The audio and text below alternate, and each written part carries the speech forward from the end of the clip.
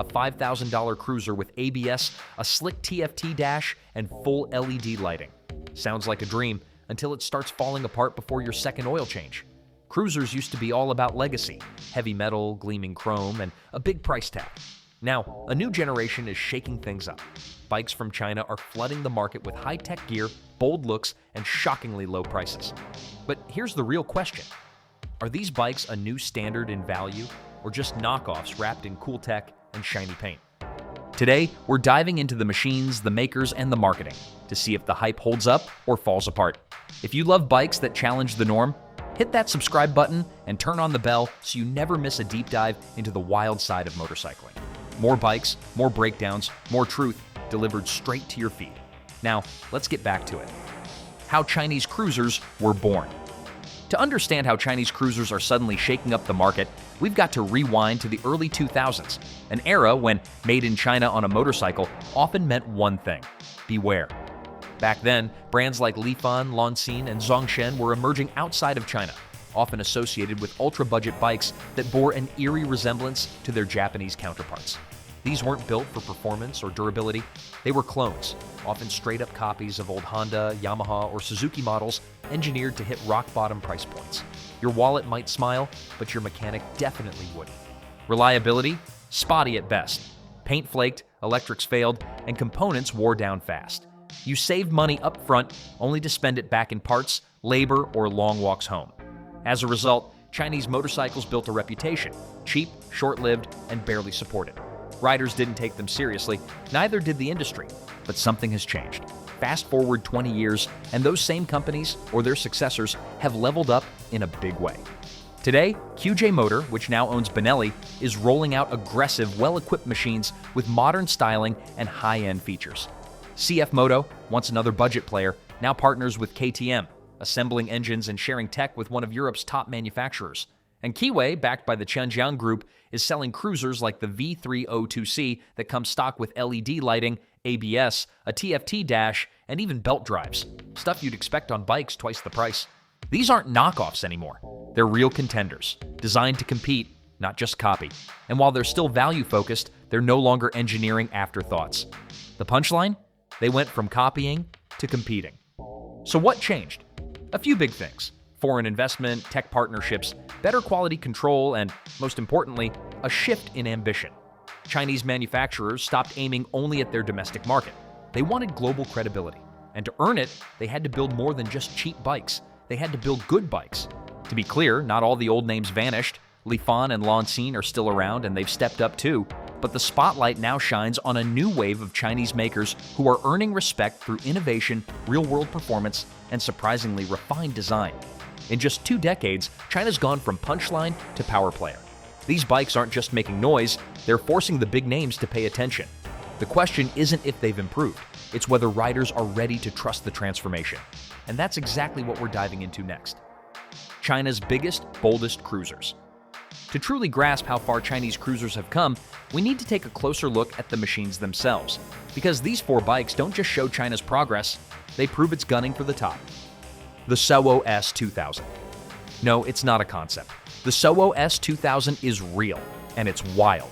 Developed by Great Wall Motors motorcycle arm, this is the world's first production bike with a flat 8 engine. Think Porsche 918 vibes, but on 2 wheels. At 1,999 cubic centimeters, the engine puts out 151.5 horsepower and a monster 140 foot-pounds of torque. It's mated to an 8-speed dual-clutch transmission. Yes, with reverse. The ST variant tips the scale at 990 pounds, landing it square in Goldwing territory. But this isn't some luxury knockoff. With a 12.3-inch digital dash, advanced rider aids, and upscale finishes, the S2000 feels like a luxury liner built from the ground up. China just dropped a flat 8 bomb on the touring segment. The X-Wedge RX 2000. If you blink, you might think it's a Harley. Look again, it's X-Wedge. This new Chinese brand is going full send into the heavyweight cruiser space with its own 2000cc V-twin platform. The RX 2000 lineup includes the Ranger, Rover, Voyager with a sidecar, and the trike-style Vanguard. Sure, the styling nods to Milwaukee, but this isn't a copy-paste job. X-Wedge built its big twin from scratch, aiming squarely at riders craving muscle bike vibes without the muscle bike price tag. What matters most? China's not recycling old blueprints anymore. It's forging its own engines. Next up, the Stormbreaker 1200 from Shinrei, a cruiser that fuses brawn with heritage. Its 1200cc V-twin packs a punch, but it's the styling that steals the spotlight. The tank's teardrop shape and deep blue finish take cues from ancient Song Dynasty porcelain. It's a bold blend of tradition and torque, aimed at riders who want their bike to be more than just a machine. It's a piece of rolling art. This one isn't about spec sheets, it's about identity. Then there's Benda. Already known for wild concepts, they've now delivered a curveball, the Dark Flag 950. It features a fully self-developed 950cc V4 engine. No licensing, no hand-me-down tech. With 100 horsepower at 9,000 RPM, it brings a unique flavor to the sub-liter cruiser scene. Sleek, sharp, and surprisingly refined, the Dark Flag signals something major. China's no longer just catching up, they're pushing ahead. The bottom line, from flat 8 flagships to culturally inspired customs and V4 innovators, these bikes aren't just showing up, they're rewriting the rules and proving China's ready to compete in every corner of the cruiser market. And this is just the beginning. Do you like where this is going? If you're into bikes that break the rules and challenge the big names, go ahead and subscribe. We're just getting warmed up, and what's coming next might change how you see the entire cruiser market. Tech versus price. On paper, it feels almost too good to believe. Fuel injection, ABS, LED lighting, full-color TFT displays, even belt drives. All packed into cruisers which some cost only $5,000. That's not just competitive, it's disruptive. And it raises a fair question. How are these Chinese brands pulling it off? Let's talk value. Take the Keeway V302C. It comes loaded with features that even some mid-tier Japanese cruisers skip: ABS, standard, TFT dash included. Belt drive, a premium touch usually found on Harleys and BMWs. Yep, it's there. These bikes look sharp, feel modern, and on spec sheets, they absolutely crush the competition in price-to-feature ratio. Now compare that to the Honda Rebel 500 or the Yamaha Bolt. Both are proven, reliable platforms, but neither comes with a TFT display, and the Bolt in some markets still skips ABS, yet they cost significantly more. So, what's the catch? This is where things get more complicated. Yes, the tech is real. These aren't dummy buttons or flashy fakes. But what about durability?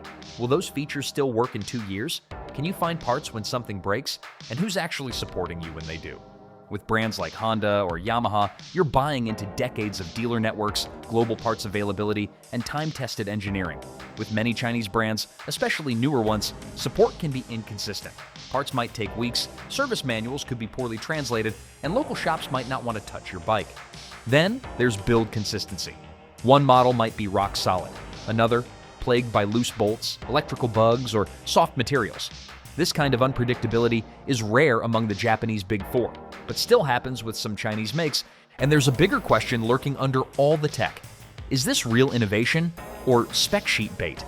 Are these brands genuinely pushing motorcycle value forward, or just front-loading flashy features to grab attention, hoping buyers won't look too closely at long-term ownership? To be fair, there's progress. Bikes like the CF Moto 700 CLX and QJ Motor SRT 800 aren't just spec monsters. They've earned legit praise for performance and ride quality. But in the cruiser segment, where newer entries dominate, the growing pains might not be over. Bottom line, the offer is tempting. More bike, more tech, less money. But it comes with a gamble. You might get a futuristic bargain that runs perfectly, or a project that looks great on paper but frustrates in real life. So before we call this a revolution, let's explore what really matters after the first ride. What happens after the sale? What riders really think?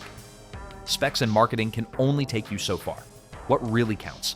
What riders are saying once the honeymoon's over and the miles start piling up?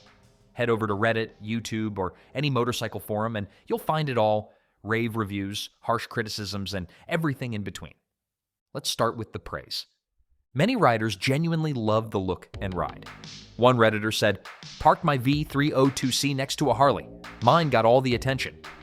A YouTube comment echoed the sentiment. "Smoother than my old Rebel. Throttle feels tight, and that belt drive, super quiet." Customization is another big plus. These bikes have simple bones, making mods easy. Bar swaps, pipes, lights. And because the base price is low, first-time builders aren't afraid to experiment. But flip the coin and you'll hear a different story. "Feels great until 1 year later," said one forum user. Another chimed in, "TFT dash looked awesome until condensation showed up behind the glass." Quality control comes up a lot. Loose headlights, check engine lights that vanish on their own, paint that chips early. Minor things, but enough to raise concerns. Support is another sticking point. While CF Moto and QJ Motor are expanding dealer networks, brands like Keeway or Shineray can leave owners chasing parts across continents. As one rider put it, loved the bike, broke a mirror, waited 6 weeks for a new one. Total buzzkill. And that's the heart of it. The community's divided. Some call these bikes the best-kept secret in motorcycling. Others call them time bombs with chrome, but one thing's clear. No one's ignoring them anymore. Next, we'll dig into what really happens after the new bike shine wears off and whether these machines are built to last. The reputation problem. Progress? Absolutely. But Chinese cruisers still face one steep climb. Let's start with the biggest hurdle, brand perception. Despite real leaps in design and tech, made in China still carries baggage in the motorcycle world. For many, it still means cheap or short-lived. That stigma, rooted in early 2000s experiences with cloned bikes and breakdowns, hasn't fully gone away. You can see it in resale values. A used Honda Rebel or Yamaha Bolt might hold 60 to 70% of its value after a few years, but a Keeway V302C or Benda BD300 often drops by half the moment it leaves the lot. Even if the bike's good, the market hasn't caught up with the reality. And for buyers thinking long-term, that's a deal breaker. Then there's parts and service. CF Moto and QJ Motor are expanding their global networks, but many of the smaller or newer Chinese brands still have a patchy presence. If you're in a big city, you might get lucky. If not, you're facing long waits and scarce support. Need a clutch cable? A replacement fairing? Is your TFT dash acting up? You could be waiting weeks or longer for a fix. And in some cases, the dealer might not even have the answer. This lack of infrastructure makes buyers hesitate, and understandably so. Even when the bikes work great out of the box, there's still one critical thing missing: trust. Honda, Yamaha, Harley, they've built decades of reputation. People know those names. They've seen those bikes take beatings, rack up miles, and just keep going. Chinese cruisers? They're still proving themselves. As one writer said in a forum thread, "I want to believe, but I've been burned before. Call me in 5 years." And that's the core issue. It's not about flashy specs or first impressions. It's about endurance. What happens after the tech ages, after the paint weathers, after real-world miles stack up? Until Chinese cruisers pass those long-term tests, until they build the same legacy of trust, they'll remain in the shadow of their more established rivals. They've made it far, but the real race is still ahead. Final verdict: game changer or copy? So, what's the verdict? Are Chinese cruisers legit contenders or just shiny knockoffs with good lighting? Maybe that's the wrong question. Let's reframe it. If you're new to riding, working with a budget, and want max features for minimal cash, these bikes are a steal.